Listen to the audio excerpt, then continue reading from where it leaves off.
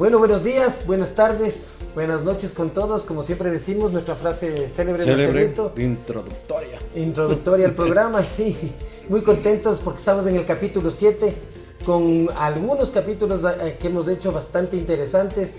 Y este sobre todo va a estar, para mí, va a ser el que más va a llevar gente a nuestro podcast. Así que, Marcelito. Bueno, antes que nada agradecerles a todos nuestros nuevos suscriptores por la referencia que han tenido con nosotros y sobre todo esa buena vibra que siempre nos están dando. Como decía el Estevitan, tenemos dos invitados que sin duda alguna han causado y han dejado su huella en el trade marketing y sobre todo en el mercado. Uh-huh. Así que, Estevitan, por favor, presente a la gente. Bueno, en primer lugar, quiero presentarle a Mauricio. Mauricio tiene una trayectoria maravillosa, envidiable diría yo. Ganada, eso sí, a pulso.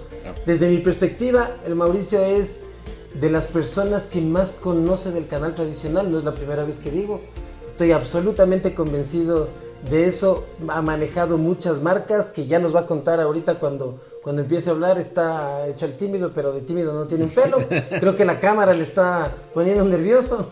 Así que bueno, bienvenido Mauricio. Y por otro lado, desde Guatemala le tenemos a Morris, que es ecuatoriano, pero por el momento está allá, ha viajado un montón porque está con un producto moviéndose literalmente por todo el mundo. Estuvo por París, estuvo por Alemania, ahora está en Guatemala. Y él tiene mucha experiencia en la distribución de productos. Él es dueño de una distribuidora importante aquí en el país. Así que estamos muy contentos de tenerles aquí. Mauricio, te dejo con la palabra para que nos cuentes un poquito de ti, luego Morris, y ahí sí vamos a entrar ya en materia. Bueno, muchísimas gracias Esteban, Marcelo y también a Morris por esta invitación. De verdad que para mí también es un honor acompañarlos en estos podcasts que he tenido la oportunidad de escuchar unos 3 y me ha parecido muy interesante, Esteban, porque pones sobre la mesa temas que regularmente se manejan al interior de las compañías, pero que no están al alcance de muchas personas que hoy hacen esfuerzos por emprender y que realmente estoy convencido de que ayudan muchísimo a que ese emprendedor. Obviamente tengo unas nociones un poco más aterrizadas de lo que son las ideas de un negocio, ¿no? Y obviamente honrado de estar en compañía con Morris, porque como tú lo decías, conozco su trayectoria también como empresario en este país desde hace muchos años y sé que ha hecho muchísimas cosas importantes en el mercado de consumo masivo. Entonces, muchísimas gracias por la invitación y esperamos estar a la altura de la discusión el día de hoy.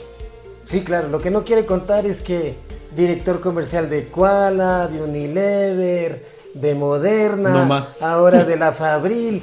Eso es un poco tímido, disculparán nomás, pero ya se va a soltar. Así que tenemos una persona de un perfil súper alto acá. Morris, bienvenido. Bueno, muchas gracias Esteban por la invitación. Igual gusto saludar a Mauricio y Marcelo. Gracias. Y gracias por permitirme comentar de forma virtual. Sí, muy contento de estar acá. La verdad, Esteban, un gran amigo y mentor, conoce mucho de la cuestión comercial y todo lo que ha hecho es admirable. Entonces, contento de compartir las experiencias para que sirva para justamente todos los empresarios, facilitar la curva de aprendizaje, justamente hacer las cosas de mejor manera. Y bueno, gustoso de compartir todo el conocimiento de los años de trayectoria, de 23 años en alimentos, en consumo masivo, en el tema de distribución, que ha sido sudor, lágrima y sangre, pero a la final seguimos acá y siempre con la voluntad y apertura de seguir aprendiendo y evolucionando, que es la idea. Chévere, Morris, gracias, sí, gracias por estar aquí, gracias que estés de allá con tanto trabajo que tienes de encima, te diste tu tiempo para poder estar con nosotros. A ver, este es un podcast tal vez un poquito diferente. ¿Por qué? Porque yo les he pedido a los dos que vengan a acompañarnos acá por una experiencia que tuvimos los 3 en conjunto. ¿Ya? Sí. Este podcast se trata de enseñar en primera instancia, pero también queremos ver el otro lado. Hay veces que se logra tener éxito y hay veces que no. Por más esfuerzos que se hagan, por más conocimiento que uno tenga, hay muchos factores para poder llegar al éxito. Entonces, sí quiero contarles de esta historia porque a mí creo que es una de las experiencias más enriquecedoras. Porque fue duro, Moris, y te acordarás, fue complicado, pero le trabajamos, pero al final por circunstancias no salieron. Entonces, sí quiero contarles un poquito, esto es desde el 2018, cuando poco después que yo empecé mi negocio, Mauricio, que era mi jefe en Quala, después de Quala pasó a Unilever y me contactó a mí y me dijo: Esteban, yo estoy reestructurando el tema de distribución acá, quisiera dar la distribución de los productos de Unilever para que usted pueda desarrollar, era en los valles, en Cumbayá, Tumbacó, Los Chillos, pero consígase la operación, claro, lo difícil, ¿no? Entonces ahí les llamé yo a Moris, que Moris es amigo mío de muchos años, principalmente futboleros, porque en el condado también jugábamos torneos juntos, pero no revueltos, siempre en el equipo contrario, siempre llegábamos a las finales, él del otro equipo. Entonces les llamé al Moris y nos pusimos y llegamos a un acuerdo, entonces esto era fabricante, distribuidor, y yo manejaba la parte comercial.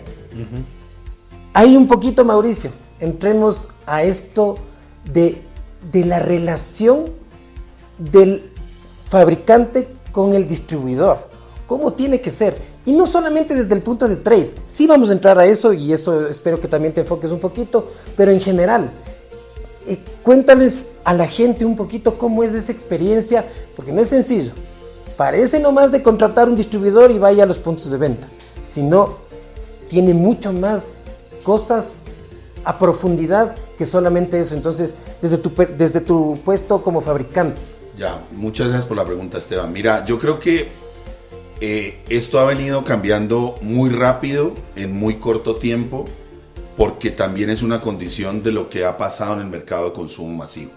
El consumo masivo de hace 10 años o de hace 5 años es diferente al de hoy. Y específicamente en la pregunta que me haces, antes era una relación, creo yo, específicamente transaccional. Tú conseguías un distribuidor, que es un cliente más, y ese cliente evidentemente necesitaba comprar producto y distribuir. A medida que fue pasando el tiempo y las compañías se dieron cuenta de la necesidad que tenían en desarrollar esa relación comercial, se fueron incluyendo KPIs de medición, y donde hoy por hoy te puedo decir que es tan importante la relación comercial desde el punto de vista de negocio para ambas partes.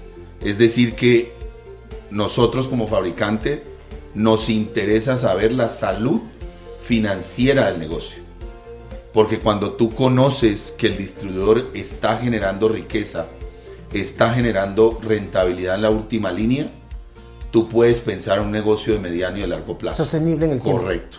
Que eso es lo más importante. Porque si no, finalmente, y ocurrió muchas veces, y este caso que vamos a hablar no es el de hoy, pero en esa época ocurrió muchas veces. Uno como compañía, como fabricante, tiene un músculo financiero atrás que lo respalda, pero muchas veces el distribuidor no. Es un emprendedor que ha puesto el capital que tiene de su ahorro o algún bien en garantía de un negocio que evidentemente puede fallar, y para esa persona puede ser la quiebra absoluta. Y entonces, ¿qué es importante hoy? Que el fabricante tenga una relación más allá de lo transaccional con el distribuidor. ¿Qué es una relación más allá?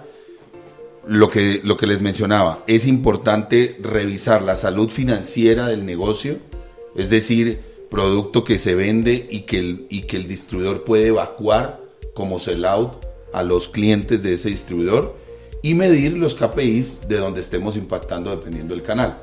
Si estamos hablando de tiendas, si estamos hablando de mayoristas, si estamos hablando de autoservicios independientes, y creo que hoy por hoy ese distribuidor se está volviendo parte de tu fuerza de ventas. Si lo consideras así, creo que el negocio genera esa sensación de poder tener un negocio o pensar un negocio de mediano y de largo plazo. ¿Pero a qué te refieres con como tu fuerza de ventas? Porque acuérdate que Porque al final siempre ha sido, ¿o no? No, pero lo que pasa es que un fabricante, digamos, siempre tiene fuerza de ventas propia, Sí. fuerza de ventas tercerizada. Bueno, no siempre. Hay fabricantes que tienen solo distribución. Sí, pero hoy tiende a ser más mixto Ya. por el contexto país. Entonces yo te decía, si tú consideras a esa fuerza de ventas tercerizada como parte de tu fuerza de ventas, en ese aspecto vas a preocuparte también por la venta que hace ese distribuidor. Anteriormente la transacción se daba y tú te olvidabas del sellout, que tú eres una persona que insiste mucho en el concepto de no es tan importante solo el sell-in, sino viene acompañado de un sellout.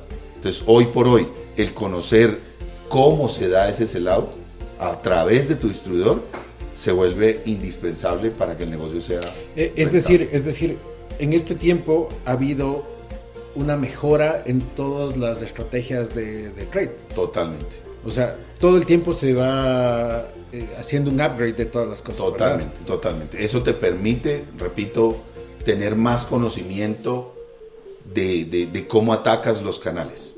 Y esa parte de conocimiento, de información que te puede brindar el distribuidor, de dónde vende, cada cuánto vende, la frecuencia, cuánta cartera hay hacia la calle, cuánto es flujo de efectivo. Eso es importante porque al final todo termina en la evaluación financiera del negocio, qué tan sana es o no. Y todo va de la mano, como comentábamos el otro día, es decir, la imagen del producto, la calidad del producto, precio, o sea, todo va de la mano para hacer una venta Y es que completa, no, y es que sí eso, pero digamos que eso es una parte estratégica. Tú tienes que tener la cobertura del producto. Obviamente. O sea, tú tienes que estar en el canal correcto.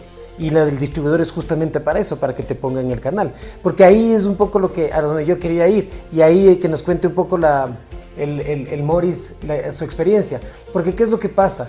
Buscan distribuidores para que el distribuidor, como yo siento, ¿no? Desde el punto de vista de consultor que soy, que buscan distribuidores para que les salve la vida y vendan el producto. ¿Sí? Y buscan el distribuidor más grande porque es el que a más puntos de ventas llega. Cuando le consiguen al grande se dan contra el suelo, pero contra el suelo mal. ¿Por qué? No funciona así, no es así de sencillo. Y adicionalmente, esto no es solamente de negociar con el distribuidor, y eso ahí eran los KPIs que tú dices capaz, no solamente de negociar con el distribuidor márgenes y tiempos de pago, sino que hay que negociar otros KPIs como cobertura, como efectividad, como universo de clientes. Bueno, hay un montón de KPIs y que ahí cuéntanos un poco, Morris, desde tu perspectiva, ¿cómo ves tú ahí como distribuidor? Porque cuando cogimos la administración, digamos la distribución de Unilever, nos encontramos con un montón de cosas que no teníamos tan mapeadas. Ahí Morris, correcto, fuiste tú el que sacó la cabeza. Cuéntanos. Y como antecedentes, este es un negocio financiero y de flujo de caja. 3 meses antes de que se presente la oportunidad con Unilever y Esteban, yo estaba interviniendo una zona de una empresa, de un proveedor de alimentos fuerte, y tenía una fuerza de ventas de 12 vendedores. Di nomás la marca, no pasa nada, cuenta. Bueno, justamente es Nestlé, y se presentó la oportunidad en una zona de Quito vecina a la que yo atendía. Salió un distribuidor, entré yo con una fuerza de ventas, yo era el no oficial, y estuvo 2-3 meses ahí vendiendo excelente, porque me anticipé el sellout, el mercado estaba desabastecido, y después por coyunturas nombraron otro distribuidor. Me llamó Esteban, yo digo, oye, tengo otros vendedores que son de primera, entonces se dio la coyuntura, pero yo me desgasté esos meses, porque a la final pues costó dinero, y lo que uno tiene que contemplar con el tema de distribución es que el capital está en el inventario y la cartera. Uno tiene que tener 3 capitales, porque inclusive el 50% del inventario inicial hay que comprarlo al contado. Aparte hay que otorgarle garantías al proveedor y también al banco, y en el caso era más o menos 60% contado, cobertura, y 40% crédito. Entonces ahí es donde yo hice un error de cálculo. Junté las garantías, capital inicial de dinero de la empresa y accionistas, y también crédito bancario. ¿Dónde se presentó el problema? La plata estaba en el inventario, pues teníamos, cerca de 30 días en este momento, pero la desconcentración de la venta, la cobertura sí se da todas las semanas y llegamos a los objetivos y es la vaca lechera. El problema radicó en la venta ponderada y mayorista, que la mayor cantidad de la venta se concentra a fin de mes, y cuando uno llega a fin de mes ya con el inventario que ya compraste, generalmente uno dice, ok, doy 30 días de crédito, pero la cuestión en la mayorista es que no tiene las garantías que te paguen a tiempo. Entonces, al yo darme cuenta después de los 3 meses, dije, bueno, ¿qué hacemos? Porque si queremos llegar a los objetivos de sell-out, de sell-in, que si uno no llega no es rentable, porque así es la composición, tienes un fijo y tienes un variable. Entonces, para llegar al sell-out había que ser muy agresivos en crédito, dar inclusive hasta descuentos adicionales, y ahí es donde yo dije que se iba a complicar el tema, porque básicamente si el proveedor te da 30 días de crédito, tienes que tener 90 días de capital. Y ustedes saben el tema del costo financiero. Entonces, por eso digo que este es un negocio de flujo de caja, que es la sangre, no es un tema de venta, los volúmenes están. Pero si uno no tiene ese capital que tiene que ser propio 100% para empezar, para no meter cuestiones financieras, es mejor no meterse, porque a la final del día uno no va a llegar a los objetivos, y si uno no llega a los objetivos, pues no es negocio para las partes. Y ahí es donde yo soy una persona que he sido más comercial y de marketing, pero con el tiempo me he dado cuenta que la parte financiera es de vital importancia y uno tiene que hacer flujos de caja, proyecciones, y con eso saber si uno entra o no a esos negocios, que uno tampoco tiene que mezclar capitales. Si está con una línea exclusiva, el capital es para esa línea, no la puede sacar para multimarcas o otras. Entonces yo creo que esa fue la mayor moraleja, y bueno, a la final es una línea de primer nivel, alta rotación, de las empresas que más invierten en marketing. Entonces, como distribuidor, si uno hace la gestión en punto de venta, que Esteban hacía pues gran liderazgo en la cuestión de los pasos, del merchandising, la exhibición, los pasos de la venta, todo se da. El tema es un esquema muy push versus pull. Entonces el inventario se queda en las bodegas del distribuidor, en las bodegas del mayorista, pero el consumidor no te va a comprar más por más que tú le empujes producto a la cadena. Y mira, Esteban, perdón, lo interesante de la visión de Morris es un negocio que en el papel da y la venta se da. Pero por eso no. te decía que creo que el mercado en general, sobre todo las empresas más grandes, ha cambiado mucho esa visión de que al final no me importa que me haya conseguido una persona que tenga un capital para invertir. Tengo que hacer de una manera muy responsable un juego de cómo va el negocio, inclusive primer año, segundo año, tercer año, para darnos cuenta de lo que menciona Morris. O sea, al final no es quién tiene un dinero para poner y montar una distribuidora y dame las garantías que yo estoy listo. Porque al final puedes terminar enredándote también en el negocio y responsablemente presionando a una persona que quiera montarse en una distribución, pero sin tener en cuenta que al final el negocio financiero, la salud financiera de esa distribución tiene que ser real. Si no, sana, se van a meter en problemas tanto el distribuidor como el proveedor. Es un punto de quiebre. Por supuesto, y ahí viene la parte comercial. No sé si es la parte comercial, pero es la parte de estandarización. Porque ¿qué es lo que pasó? ¿No es cierto? Nosotros tres estábamos, nuevamente les decía, como distribuidor estaba el Morris en la parte operativa porque él tenía la distribución, el Mauricio estaba como el fabricante del producto, y yo entré con el Morris desde el punto de vista comercial. Y yo lo que hice fue implementar muchas cosas que hacíamos en Quala. Sí, la educación comercial, la estandarización, el manejo del punto de venta, la trastienda, los puntos de encuentro, disciplina operativa. Y fue espectacular, porque digamos que desde esos términos, y están aquí los dos que vieron eso, súper bien. Llegamos a los números, llegamos a los objetivos, llegamos al objetivo de cobertura, al promedio de factura, al número de factura, digamos, de marcas por factura. Pero en el camino no es solo eso, claro, sino que ahí viene todo el tema financiero que justo habla el Morris, de que si es que eso, a pesar de que creo que no estuvo tampoco tan mal manejado, sino que tal vez con un poco más de tiempo lo hubiéramos podido solucionar, pero claro, vienen otras circunstancias en el camino que no nos permitió. Pero toda la estandarización logramos hacer eso. Y yo me acuerdo que inclusive vinieron gente de regionales, claro. de la región, que no me acuerdo quién era, Mauricio, ¿quién era? Era Ignacio Hojas, el director de la TAM. El director de la TAM. A ver qué es lo que estábamos haciendo nosotros en nuestro Porque les ruta. estaba yendo súper bien. Pero era el primer mes, Marcelito. No es que esto fue a los 6 meses y en la el rompieron primer el primer mes hicimos. Nos fue súper bien. Vinieron a salir con nosotros a ver qué estábamos haciendo. Y esto es pura y dura estandarización y disciplina comercial. Y esto yo aprendí en Kuala. O sea, eso sí, tengo que decirlo completamente. Yo aprendí eso en Kuala, a pesar de que yo no manejé ese canal. Yo en Kuala manejé supermercados y manejé mayorista, pero como siempre había reuniones con todos los gerentes de los canales, yo siempre estuve con la oreja parada y tratando de entender un poquito el negocio. Nunca me metí en ese negocio, pero le logré entender. Pero todo esto para decir que yo creo que hicimos las cosas bien, pero nos destapó el tema financiero que nunca tuvimos mapeado, y eso ahí entra un poquito más al detalle, Morris, porque tú fuiste el que estuvo en eso, el que consiguió Correcto. La inversión, tú invertiste, conseguiste inversión, ¿qué pasó en el camino? Sí, bueno, como dices, fueron factores externos de un rompecabezas. Entonces, uno de mis socios me ayudó con las garantías bancarias para Unilever, que es el requisito indispensable. Bueno, mi comprometida y mi esposa, pues me casé poco tiempo después. Michelle, ella fue socia de Aliados y también invirtió capital.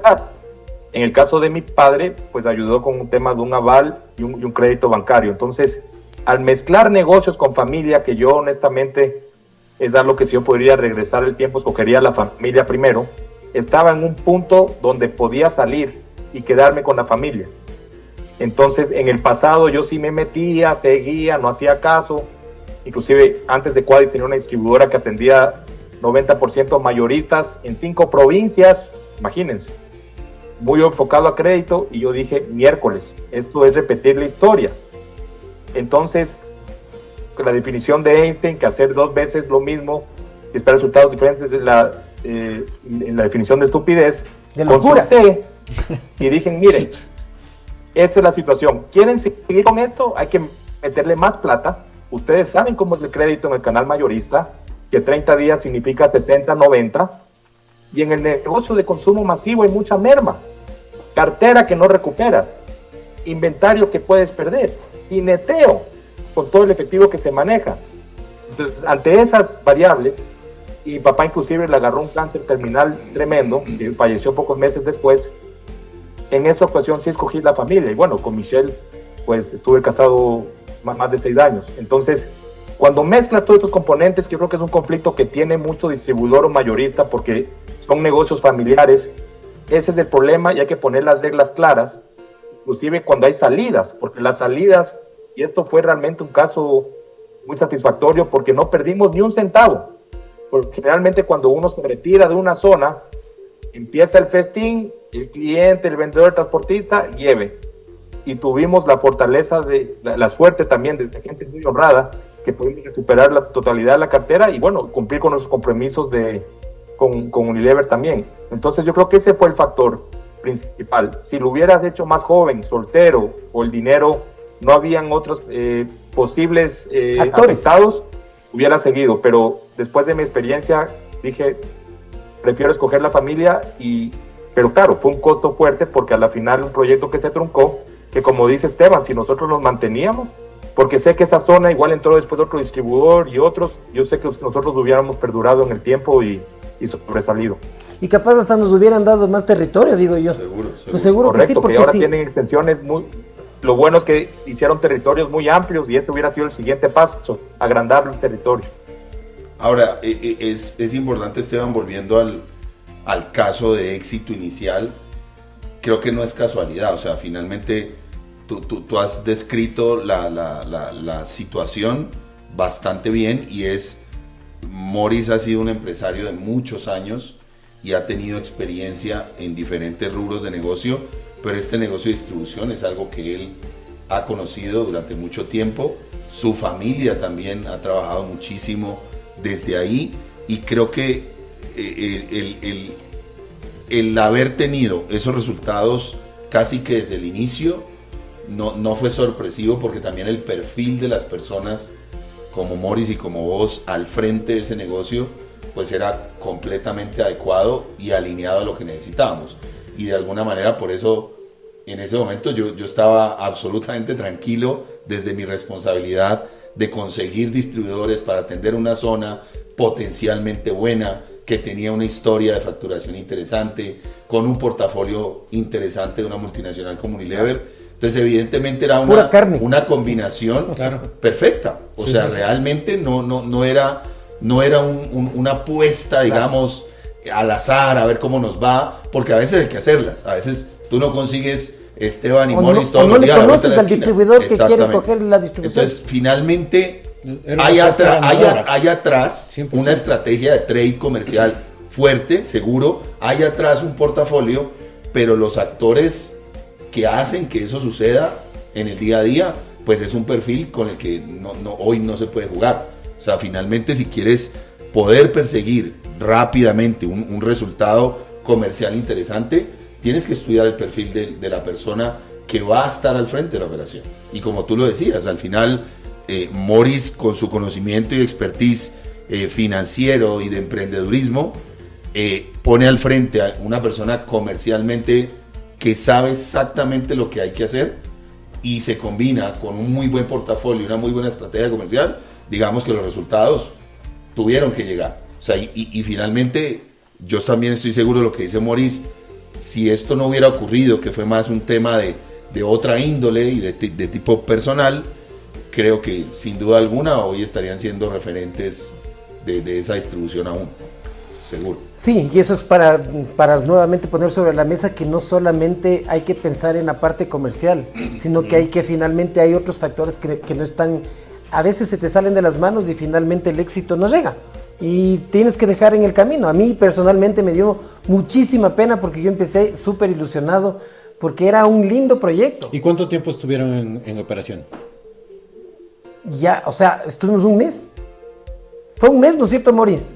O sea, sí duramos. Empezamos en julio, sí, y duramos hasta septiembre. Sí, Fueron 3 meses bien mandados. Claro, pero los 2 primeros meses, si no me equivoco, fue de la operación, del sistema, ¿te acuerdas que nos ponía Unilever, no sé qué? Y de ahí, de operación en la calle, de lo que yo me acuerdo, creo que fue un mes. No, fue más largo. Fue o dos, que fue más largo. O 2. El inventario llegó a finales de junio, y me acuerdo que en julio arrancamos. Ya, además que tú saliste. Lo mío fue un mes entonces. Y continuó la operación. Ya, claro, ahí es donde me perdí. Ahí la diferencia, porque claro. Yo salí un mes después. Pero verás, ahí quiero ya entrar un poquito más al tema de trade. ¿Y qué es lo que pasa normalmente en este tipo de negocio? Y ahí no me vas a dejar mentir. Claro, como es una marca importante, Unilever tiene mucha fortaleza. Y garantizada la rotación, entre comillas pongo, porque no es así, la rotación en el punto de venta, la presión del ¿cómo se llama?, del fabricante al distribuidor, de meterle producto, el sell-in. Tú tienes que comprarme mensualmente tanta plata. Y el distribuidor tiene que hacer la cobertura. Ahí es donde viene el trade. Ya. Y eso, ahí explícanos un poquito, Mauricio, desde el punto de vista porque ahí sí, ahí creo que las multinacionales hacen súper bien, sí, le meten un montón de plata, sí. Pero hay que aterrizarle un poquito a las empresas más chicas, porque por experiencia digo, las empresas más chicas no piensan que tienen que hacer eso, llegan al distribuidor y el distribuidor tiene que hacer el trabajo y tiene que rotar el producto por obra y gracia del Espíritu Santo, y esto no es así.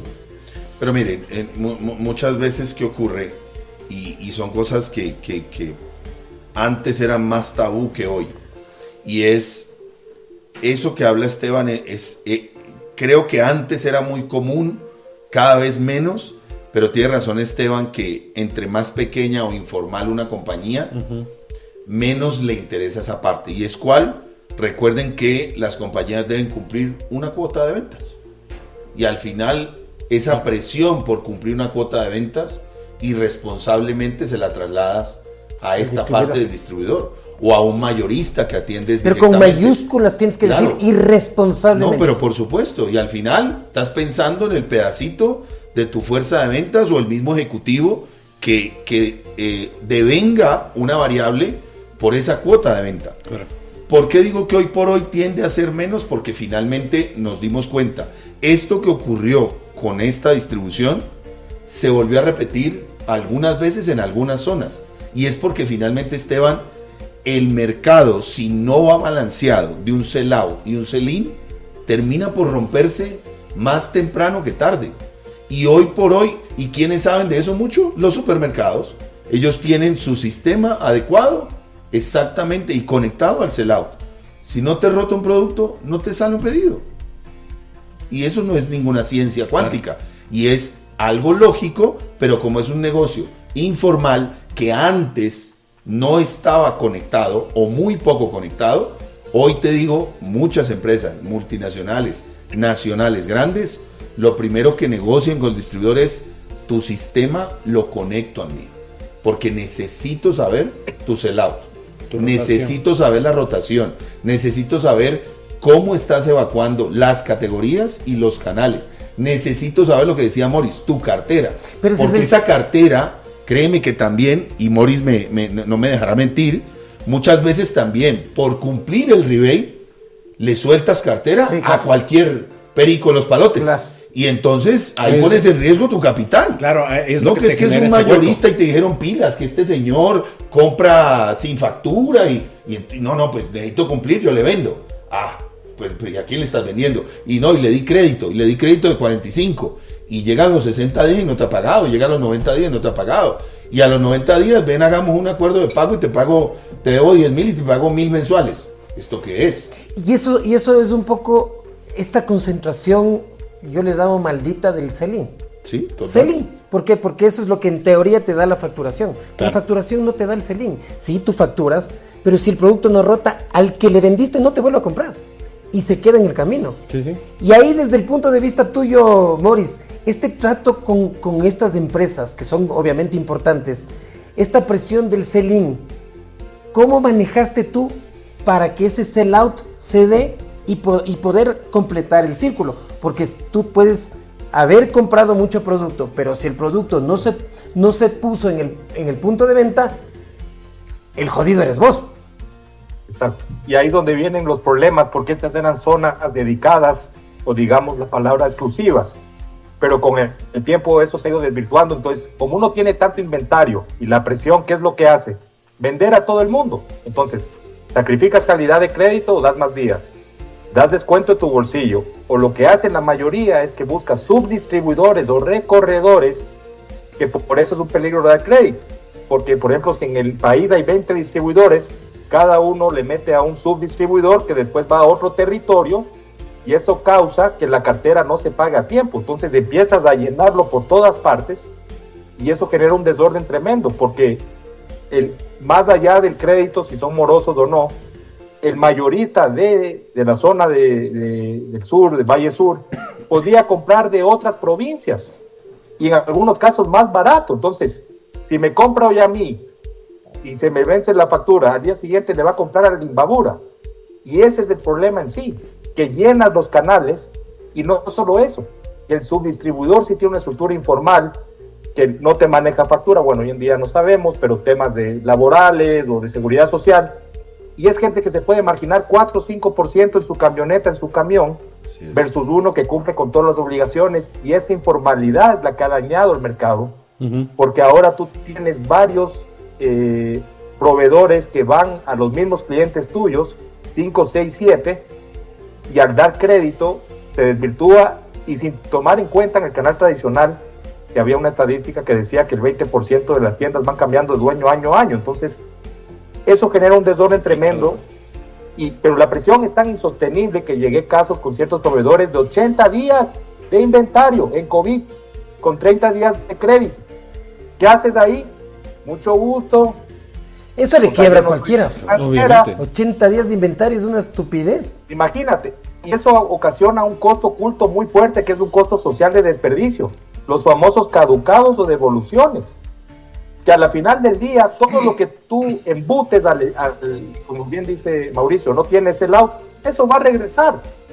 En una línea específica te reconocen el 50% de la devolución. Entonces lo que haces es, el push es básicamente cumplir hoy el objetivo, pero en 3 meses me regresa, las famosas notas de crédito. Entonces eso no es sostenible porque el sell-out tiene que ir justamente con el sell-in para que la rueda funcione.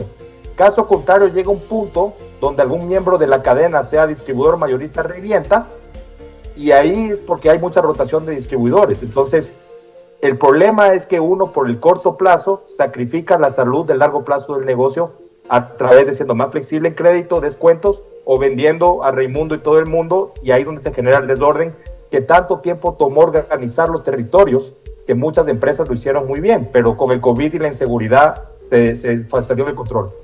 Pero sabes una cosa ahí, yo creo que el mal de este negocio, y nuevamente corríjame si me equivoco, pero esa es mi percepción, es el maldito rebate. Porque el rebate, ¿qué es lo que hace? Le exige, o no le exige, pero el fabricante le da una cuota de compra al distribuidor. Si llegas a esa cuota de compra, te doy un 2-3% adicional, entonces eso es margen y eso es beneficioso.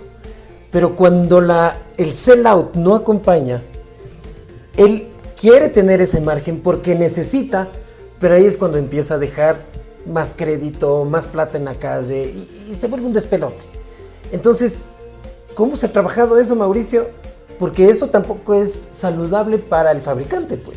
Es cierto, Esteban, es cierto. Esa es la famosa discusión de la variable de la agente comercial.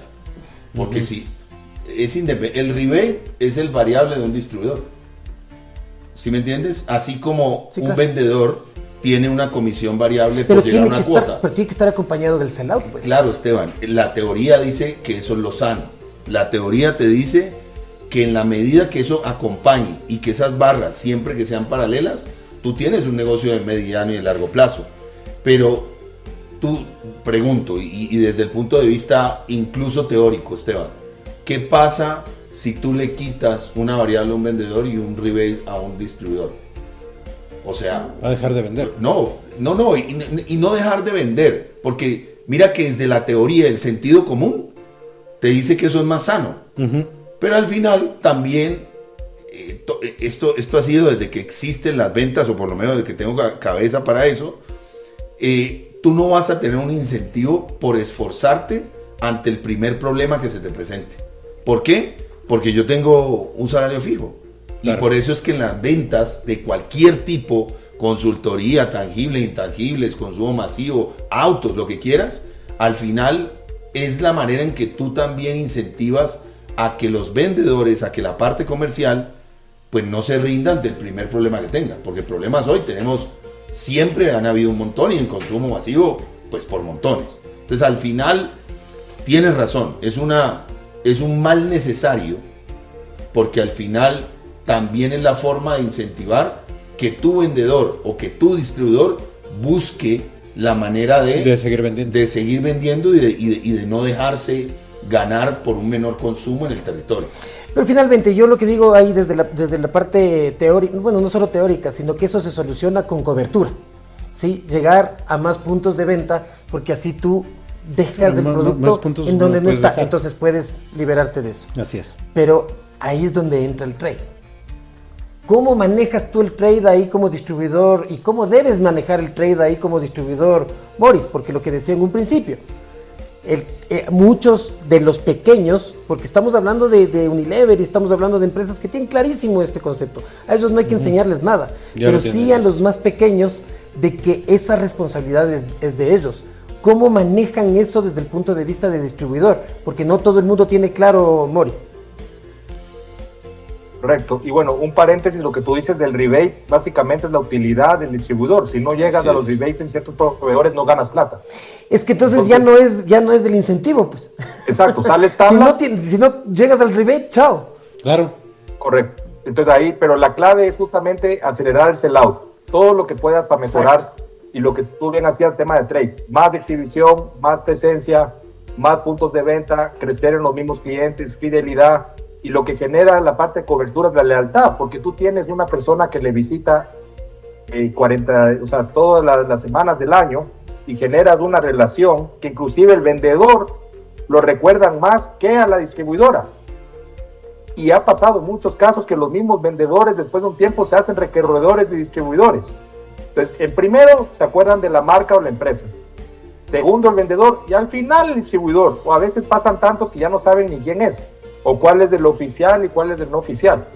Entonces, lo que uno tiene que hacer para que esto sea sostenible es justamente acelerar el sell-out con gestión en punto de venta. Entonces, parte de los pasos es el tema de la exhibición, los espacios, el recordar los productos nuevos, las promociones, el cross-selling, y eso es realmente lo que uno controla como distribuidor, es ofrecer el portafolio, exhibirlo bien, que esté disponible en el punto de venta, que ese es otro tema. El espacio en las tiendas es muy limitado y es la restricción, y tú sabes lo de los puntos calientes, y lo que no se exhibe bien no se vende.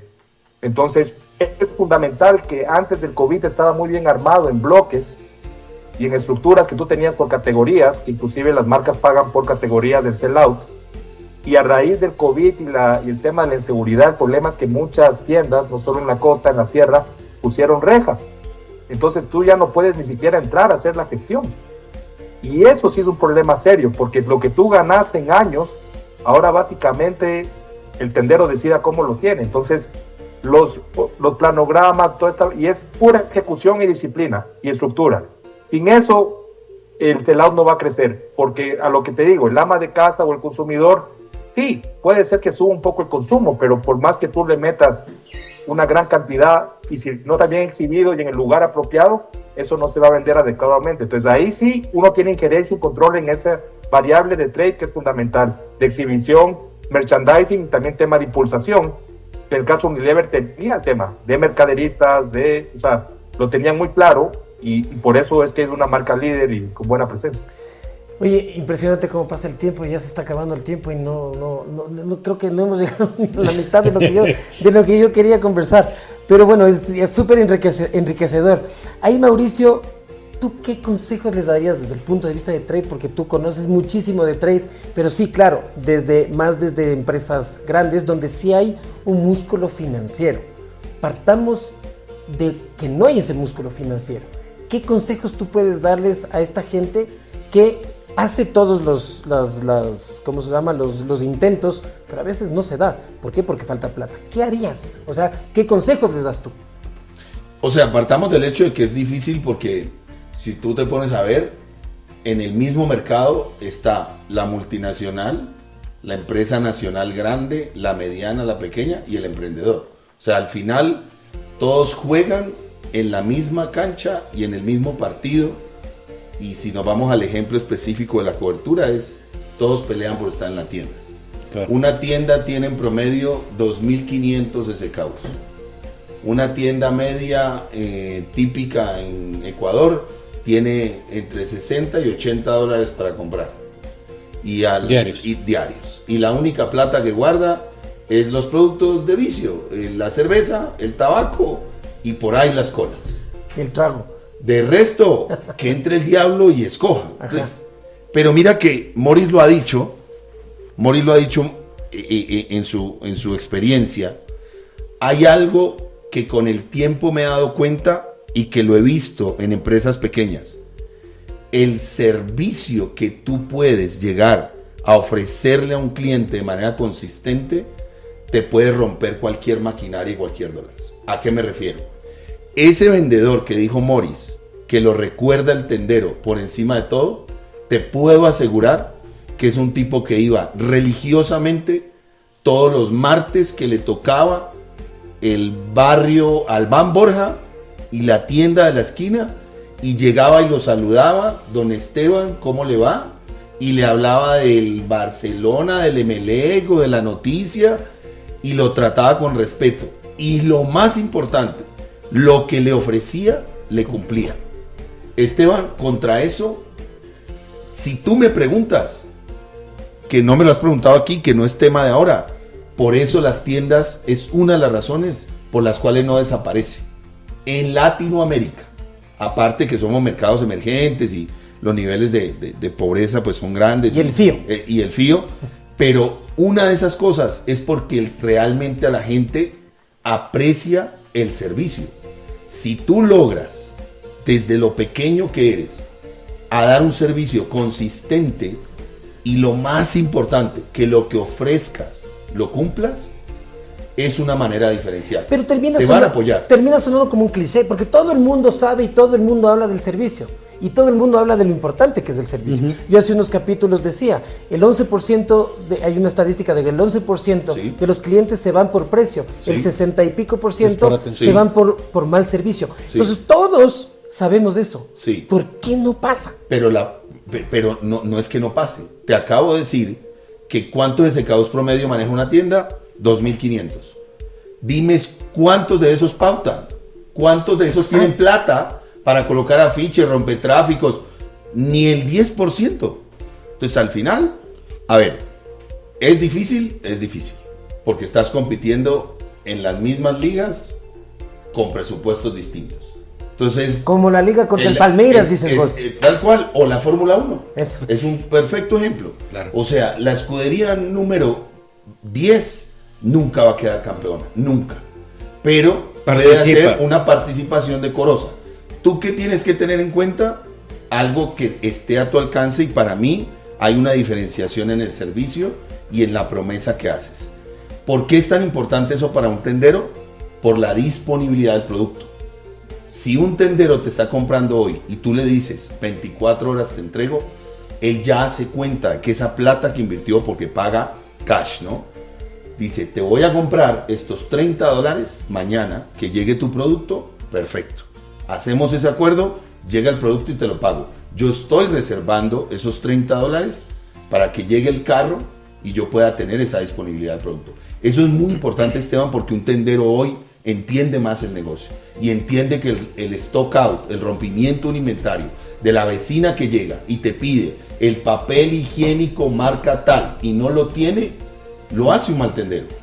La vecina le reclama por eso. No tiene y nada. La vecina puede ir a la tienda que queda a la mitad de la cuadra por ese papel higiénico. Y así es. Y pierdes un cliente. Por supuesto. Y eso es uno. Y dos, ahora, ¿qué dice la teoría? Que la teoría, si tú lo practicas, es cierta, pero que es difícil, y en eso sabe, es mucho más experto Morris, para un emprendedor. La teoría te dice, en general, seas una empresa grande, mediana o pequeña, que tú deberías invertir entre el 15 y el 20% de tus ventas en apoyar tu producto. En sell-out. Sí. Entonces, Para el sell-out. ¿quién que está empezando y dice, bueno, vendo $10,000, voy a meterle $1,000 de eso que vendí a un afiche, a un hablador, a un rompetráfico o a una estantería al lado de la caja registradora de la tienda? Probablemente no lo piensa porque dice, eso no me va a ayudar, eso no vende. Pero ahí yo tengo una pregunta. Normalmente la empresa que tiene ese producto abastece de material POP, rompetráficos. Por supuesto. Pero los grandes. Pero estás hablando del grande. Los grandes. El grande y el mediano te apoya, que era lo que decía Morris. O sea, nosotros hacemos un plan y en el plan yo te vendo, por decirte algo, $10,000. Yo tengo un plan donde apoya casi 4,000 o 5,000, el 50% de ese inventario en trade, con rompetráfico, con impulsadora, con un on-pack, con un hablador, Claro. y te ayuda, por supuesto que ayuda, porque te ayuda a resaltar tu marca dentro de un mundo que hoy está completamente Claro, congestionado. pero es decir, entonces un emprendedor Pero que te hablo de recién- chiquito. Claro, un Claro. emprendedor tiene que tener un porcentaje de su inversión para hacer justo lo que estás hablando, para hacer material PP, para hacer... Y yo diría, antes que eso, Esteban y Marcelo, tiene que saber su producto, qué target busca. Exactamente. Porque es que todo el mundo quiere todos los productos en todos lados y así no funciona. Hoy más que nunca, Y eso es trade. la gente compra en muchas partes al tiempo. 8. Multicanal. La gente se volvió en el multicanal. En Entonces, al 8 final, diferentes. exacto. Por la ver estadística. Entonces, Es ocho. No, si hoy no, compras no en siempre. 8 lugares distintos, yo tengo que saber muy bien el target al que voy a apuntarle, porque si no, el dicho, el que mucho abarca, poco aprieta.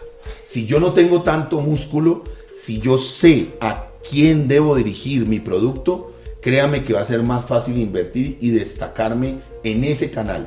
Y efectivizas tu inversión. Tu inversión. Porque, por ejemplo, si tú tienes, no sé, todas las sanitarias y es un punto de venta, solo por poner un ejemplo, porque no, esto no pasa, pero son todas las sanitarias y es un punto de venta donde el 90% de gente son hombres, no tienes que poner ahí el producto, por más 10% que haya de mujeres. Y si pones el producto y a mí me llega esa cuña comercial o lo que haya, es botada la plata porque yo no utilizo. Es solamente para graficar lo que está diciendo. Sí, ahora yo tengo una pregunta así que de pronto salga un poco de contexto. ¿Cómo es el éxito de Tuti, por ejemplo? Porque ellos, está clarísimo que tienen un segmento, pero yo también he visto gente que, no sé, que viene de la González Suárez y que se va a Tuti a comprar, ¿me entiendes? Y compra, no sé, o sea, algún producto que les gusta y que les ve. O sea, no sé, explíqueme a mí un poco eso. ¿Cuál es el éxito? A ver, otro negocio. Nos metimos en es otro que cuento. No, entiendo. Es que eso es un podcast entero, Marcelito.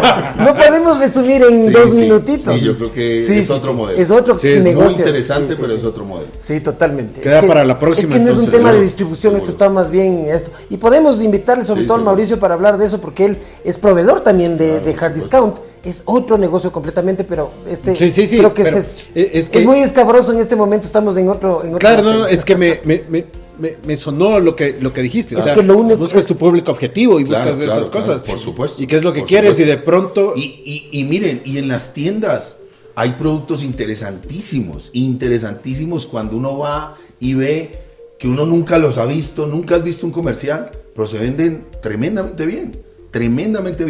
¿Por qué? Porque hacen un esfuerzo consistente, buscan una zona donde son fuertes por el target, qué sé yo, un dulce para un niño, están ubicados cerca de 3 colegios, o sea, realmente hacen un poco factores más allá del simple push sell-in y dicen, bueno, ¿cómo apoyo a mi marca? Que es para este target a facilitar su evacuación desde el punto de venta. Y claro, y ahí un poco viene el tema de la distribución ahí, Morris, porque tú tienes entre 2.500 y 3.000 SKUs en una tienda de barrio, pero exhibidos, ¿qué tendrán? ¿El 10%? Total. O menos. Entonces, tú puedes estar ahí, pero el consumidor no sabe que estás ahí porque no está exhibido, porque está atrás. Entonces ahí es donde viene, ¿cuándo has visto tú un afiche que diga alfajores Pepito? No Nunca. Está Nestlé, está Mondelez, está Koala, está Coca-Cola, cervecería, etcétera. Ellos son los que están ahí. ¿Cómo atacas eso, Morris, y cómo logras que ese pequeño invierta para que tú puedas llegar a la tienda? Que sí puedes llegar, pero que salga el producto y que finalmente tú puedas tener un mejor sell-in en la tienda. Lo que dijo Mauricio, un poco la consistencia, siempre estar ahí, y en el caso del dueño del distribuidor también estar presente, porque eso lo valora. Y aparte la ejecución, si tú llegas a colocar un afiche, después llega la competencia y te pone uno encima. Claro. Entonces es un tema de persistencia y de cuando tienes muchos vendedores que sea una forma sistémica, porque sí, capaz 1 o 2 vendedores lo manejan, pero si tienes 20, ¿cómo haces que los 20 lo hacen? Y el problema de la tecnología hoy en día, con todo lo que ha pasado, es que algunos vendedores ya lo tienen por WhatsApp. Pues hay empresas que manejan con aplicación. Y ahí es donde la gente que siga haciendo preventa, por más que es costosa, va a tener esa fidelidad, porque sí hay un porcentaje de la población que prefiere ese trato. Muchísimo. Entonces, el tema es ser consistente, y en algunos casos, ciertos clientes, en algunos productos, puede ser frecuencia 2, tal vez en otros haces frecuencia más quincenal. Entonces es manejar bien la data, y con la tecnología tú ya puedes tomar fotos de evidencia. Hay empresas que te premian por la exhibición o foto de éxito, o todas estas grandes estudios que hacen de market share. Entonces tienes que ser un 360, pero yo creo que la tecnología es fundamental, porque como yo evidencio como distribuidor, como fabricante que me colocó el afiche, que siga ahí, entonces se hace cuestiones de encuestas o se hacen fotos, que hay donde viene también el trabajo del supervisor, porque si tú visitas 60 clientes en un día y tienes un promedio de 7-8 minutos por visita, ahí es donde viene también el tema del muestreo y reforzar, porque no es suficiente el tiempo que tiene el vendedor, y en ciertas líneas te justifica tener una persona de mercaderista y otra persona de impulsación, para que vaya de la mano, porque el vendedor no se da abasto y no lo puede hacer en todos. Entonces, y el seguimiento es fundamental, entrenamiento, formación, motivación, y estar en la calle, porque esto no es un trabajo de escritorio. Abres la bodega a las 5 de la mañana, punto de encuentro 6, 6 y media, hasta las 5, 6, 6 y media de la tarde, y si tú no estás ahí haciendo muestreo donde las papas queman, pues va a haber problemas y deficiencia en la ejecución. Entonces es de mucho seguimiento y de mucho monitoreo y disciplina. Sí, qué importante que es ese punto de encuentro, ¿no? No parece tanto Claro. a ratos, pero es... Mañana y tarde, porque a veces los que no llegaron a la cota te toca hacer en la tarde el punto de encuentro para ver como castigo o también refuerzo, y en cierta forma... Látigo, dices hay vos. gente que también, hay la famosa frase que a las 3 de la tarde el matiné está lleno de vendedores.